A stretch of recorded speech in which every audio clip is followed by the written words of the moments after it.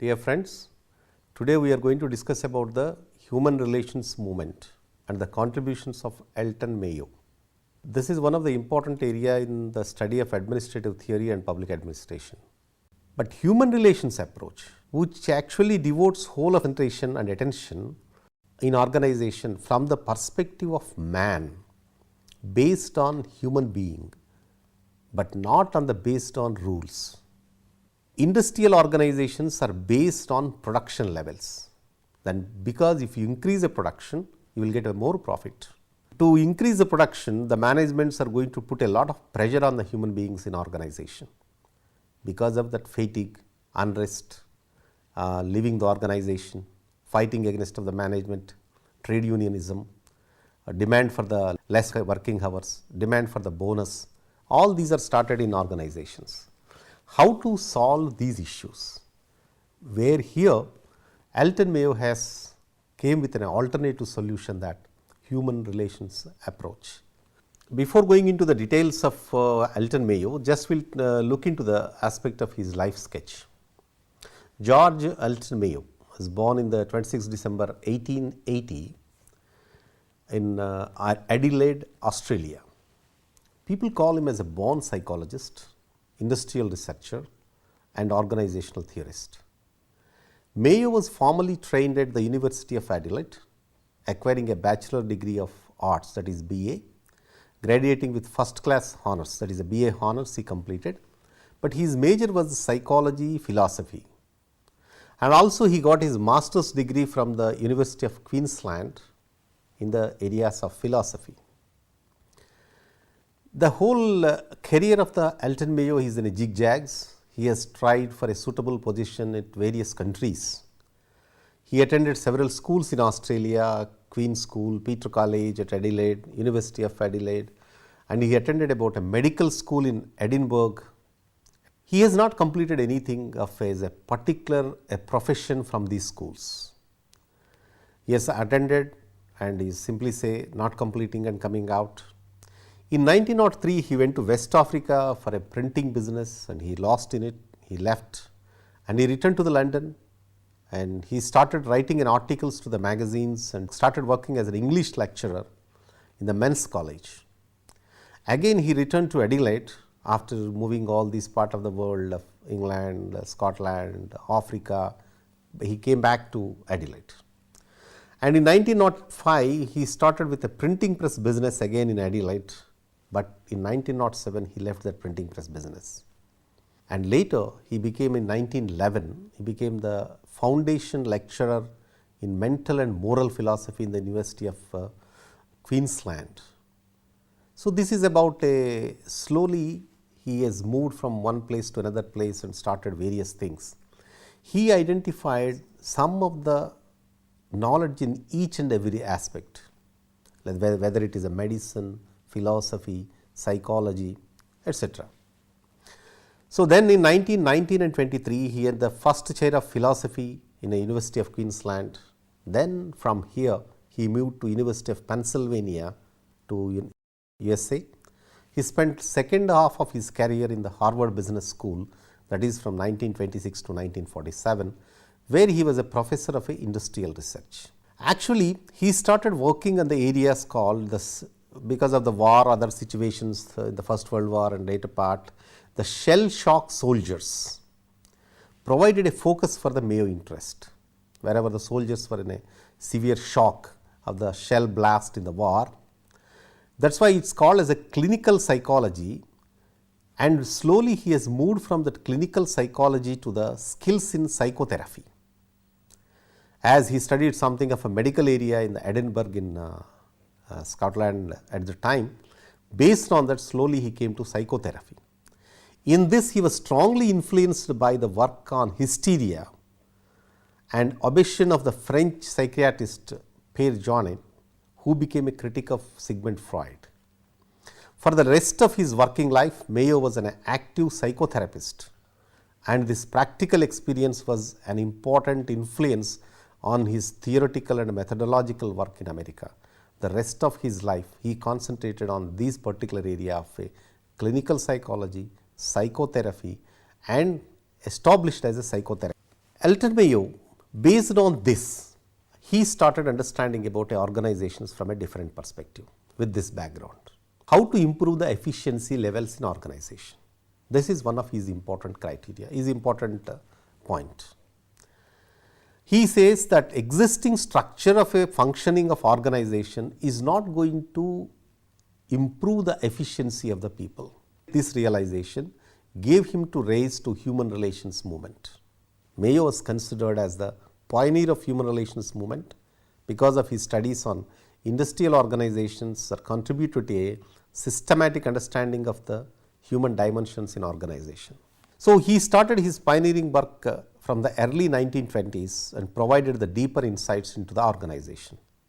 This is called as early experiments as per the Elton Mayo is concerned, because his analysis is based that the level of performance of a person depends on his motivation and mental framework.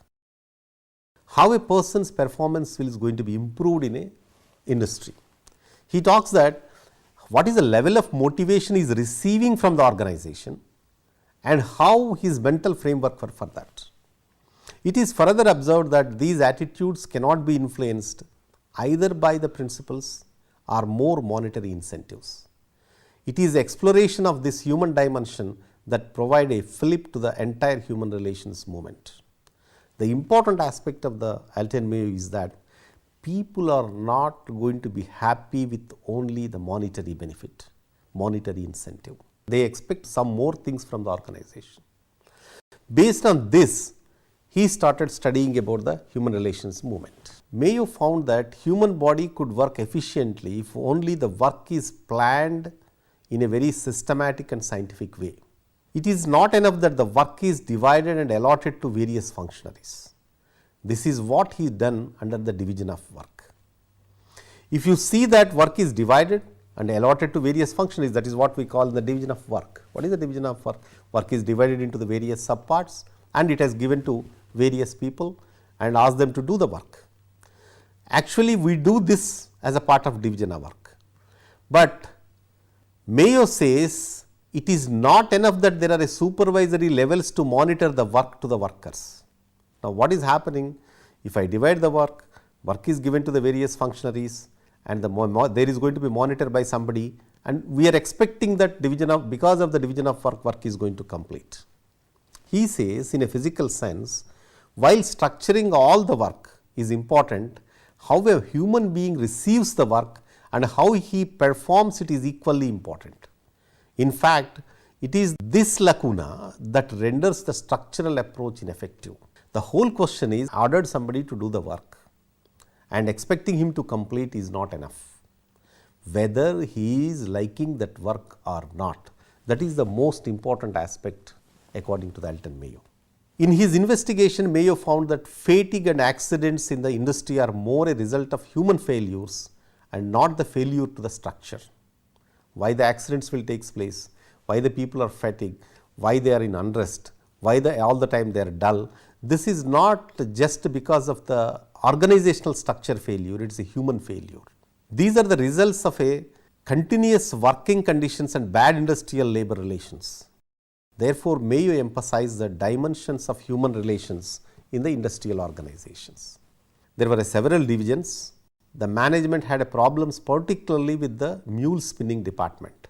Why the labor turnover in all the divisions was about 5 to 6%, in the mule spinning department it was as high as 250%. Actually, the owner was a colonel. Because of his military background, he is taking care of the people very good.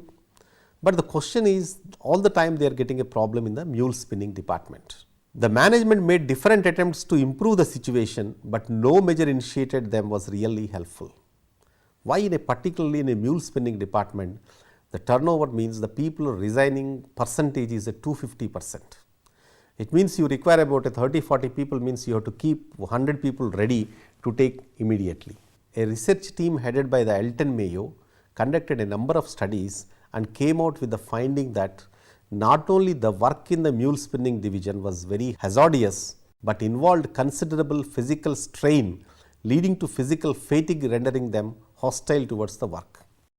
The point is Mayo along with some team, research team, and there are 2-3 nurses are there along with the team.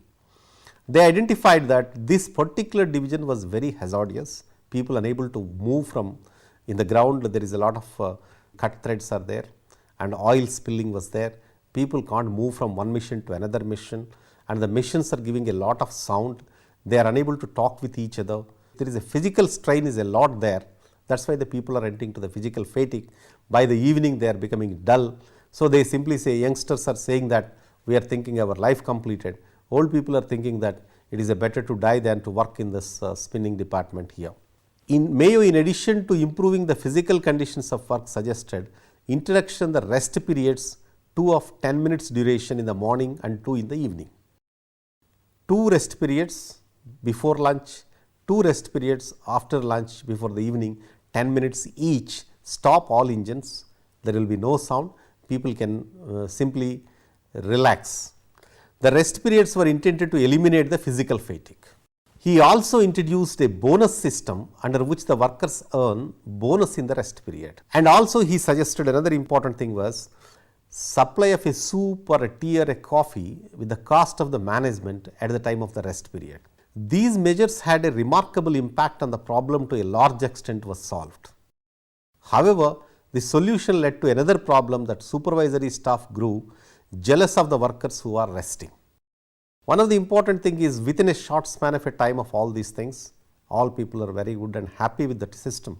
But the question is the managers and supervisors are become jealous. As a result, they had to decide to give rest to all the employees so that the workers and the supervisory staff could rest simultaneously.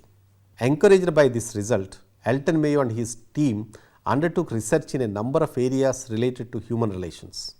Amongst these experiments, Hawthorne Studies are prominent and quite outstanding. So, finally, as a part of the early experiments, he identified one of the important aspect was in a span of a time from morning to evening, they have only lunch break, the people are unable to discuss or talk or chit chat. Once they have given a time of a 10 minutes break, in the 10 minutes break they started cutting jokes, chit chat and everything, the machine sound is coming down. So, this type of a given boost for all departments and everybody is enjoying and they are very happily doing the remaining work. So, this is one of the important aspect of the Elton Mayo on early experiments which was conducted in the Philadelphia textile mill. Based on this, another important area has come which has changed the life of the Elton Mayo. This is called Hawthorne Studies.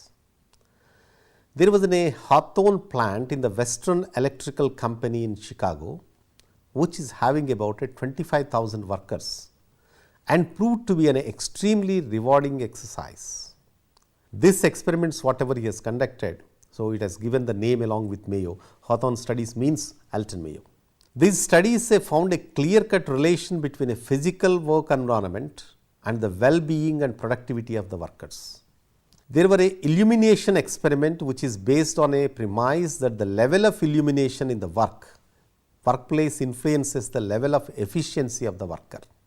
Actually, this is conducted by the National Science Academy, not exactly by the Elton Mayo. The test was conducted by the National Science Academy of United States of America and they identified this Hawthorne plant of the Western Electrical Company. These studies are going to be phase 1 is a illumination study, phase 2 also illumination study. The first important aspect is how the improvement of efficiency, how we are going to improve it. They say that the illumination is going to be important. If you have more lights and more lighting is there on the work system and workplace and other thing, people are going to do the level of efficiency will be increased. For this purpose, 2 groups of female workers were selected and located in 2 separate rooms. That is the first phase, they have selected about 2 groups of female workers, each numbering 6 was in 2 groups. The physical environment and the working conditions were constantly changed in order to find out the relations between these 2 variables. Sometimes they are giving about a physical environment change here and there, sometimes working conditions are changed. They are asking them to put more work. they are asking them, they are removing some of the benefits given, etc. had started and testing them. But what is happening after conducting about 18 months of this study? The research team expected that the result will come wherever they provide all the benefits, the work efficiency will be more. Wherever the illumination was given, work efficiency will be more. But in reality, what happened is, it was found that there was no valid relation between these two variables. If you provide good environment, good infrastructure, good lighting, if you are not providing that also, both teams are performing the same thing. In this experiment, when the illumination in the room was raised, the efficiency did increase as expected. Surprising enough, the efficiency did not decline when illumination was reduced, disproving the relation between illumination and efficiency. So, finally it was a very shocking to the National Science Academy research team. What is this happening? If they provide illumination first, efficiency level increased. They reduced illumination, efficiency level as stand as it is, there is no reduce in this. So, this was given by the National Science Academy has simply withdraw from the research, and one of the National Science Academy research team person attended the Mayo's lecture in some of the college, and they contacted the Elton Mayo and explained about what happened there. Mayo and his team were puzzled by this outcome. Even a Mayo has puzzled how this is happening about. This called for another phase of investigation. Now let us see what is the point inside of the group. If you provide the facilities, withdraw the facilities, provide illumination, withdraw the illumination, efficiency level is increasing. So, how to resolve this puzzle? The further investigation revealed the social dimensions of the organization.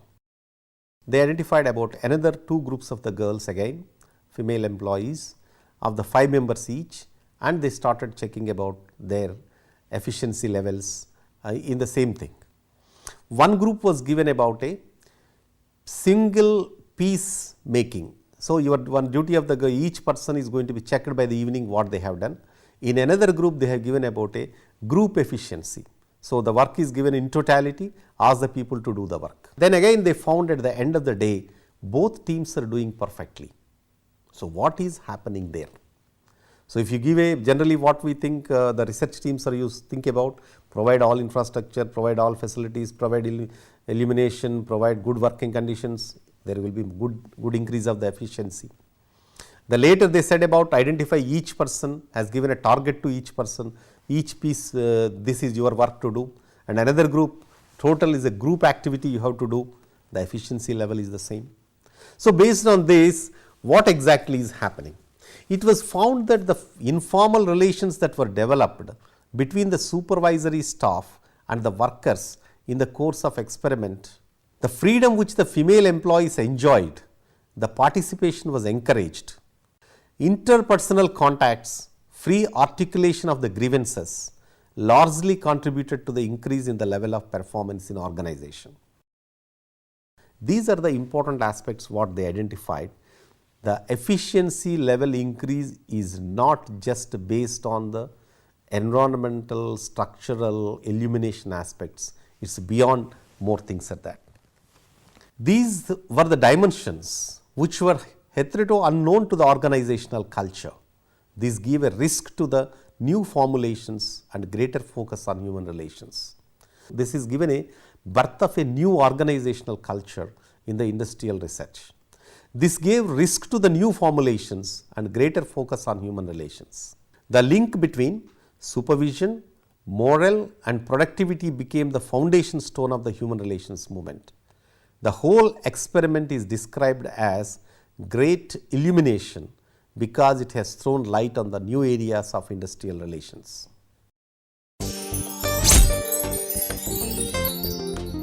First part of this our discussion on the Elton Mayo and human relations movement, we identified 4 important areas. Number 1, the importance of human relations movement in organizational culture. 2, the discussions or the research team identified in the early experiments made by the Elton Mayo that people are going to work more efficiently if they establish informal relations. 3. In the Hawthorne experiment, they identified that illumination, work conditions which is not going to be correct. Fourthly, the important aspect was the people are going to work freely, friendly if they love the environment work systems. This created a new culture in industrial research and organizational systems. For your understanding, I am going to give about 3 questions for you. Write about the importance of human relations movement in public administration. 2. What do you mean by the early experiments conducted by the Elton Mayo?